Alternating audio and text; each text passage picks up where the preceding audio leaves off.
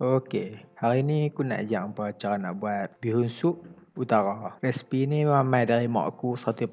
Aku tak pernah usik apa pun. Cuma hampa tengoklah cara nak buat dah. Resipi ni pun agak susah. Tapi itu masalah hampa, bukan masalah aku. Okey, jom kita mula. First, kita nak mula dengan sup. Sini kita ada bawang merah sebiji, halia 6 inci dengan bawang putih 10 lah. Halia dengan bawang putih tu boleh tumbuk siap-siap kalau hampa malas nak cincang. Ni macam hampa tak kenal rempah pak beradik. Hampa letak banyak ni untuk buat satu payuk besar. Rempah ni aku rasa sama banyak macam 5 biji sup bunjut. Okey, dah ni kita beralih kepada payuk. Bahan-bahan tadi tu aku buat untuk satu payuk besar ni. Payuk ni boleh buat untuk nuri ke, untuk raya ke.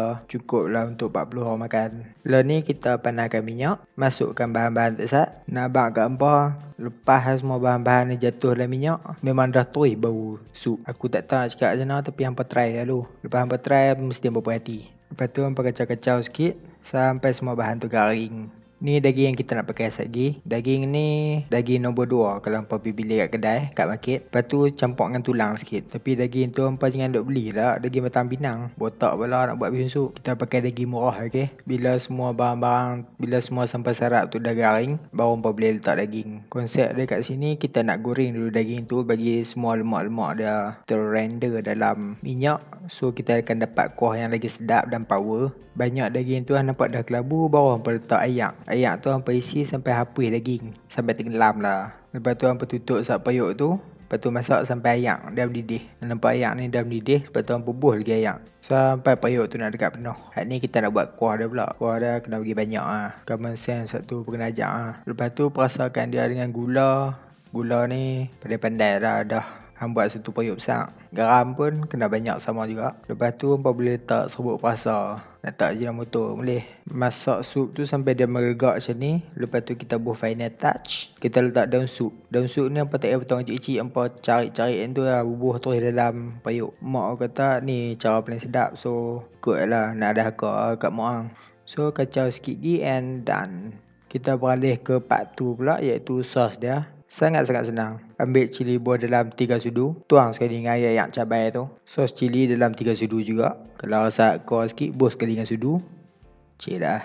1 sudu sos tiram dengan gula sikit. Tambah yang sikit pergi senang nak kacau. So kita kacau dengan api pelan sampai dia pekat. So hasil akhir dia akan jadi macam ni. Sambal bihun sup dan part lah ialah bihun. Bihun sup utara ni memang dia colour kuning. So mai aku ajak cara nak buat dia bagi di colour kuning. So cara dia hampa rebus dulu ayak ni sampai mendidih. Lepas tu subscribe dulu aku punya YouTube. Next hampa slow-slow thumbs up kat video aku ni. Lepas tu bila habis video baru hampa pergi share. Oh sebenarnya nak bagi kuning ni hampa boleh bunyi pun. Satu lah. Tak ada benda lain lah. Kacau-kacau sikit. Tunggu sampai ayak mendidih baru hampa letak bihun. Kalau hampa nak ambil bihun ni, ambil bihun yang biasa. Jangan ambil bihun macam suun tu. Lepas hampa letak bihun tu, hampa terus tutup api. Lepas tu tunggu sampai bihun terlembut. Dan boleh ambil and toastkan. Well hampa kena tunggu sat sebelum aku potong limau, daun sup dengan lobak masin ni. Lobak masin ni hampa boleh cari kat market aku rasa. Lepas tu hampa masak dulu sikit dalam air suam sampai dia mendidih. Akhir sekali kita boleh gabungkan semua bahan yang kita dah masak tadi. Letak bihun kuning.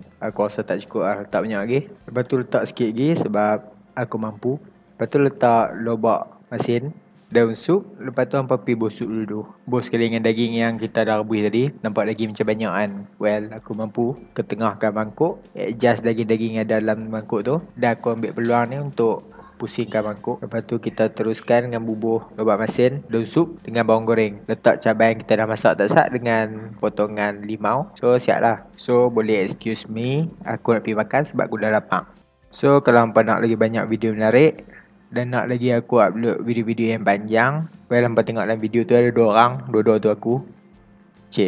Ngarut pula. Kalau hampa nak lagi banyak video menarik, hampa subscribe, thumbs up, tu tanda like, macam like oh. Lepas tu hampa share video ni. Lepas tu kalau nak video yang lagi ringkas, hampa boleh tengok Instagram aku, dapok_pidot.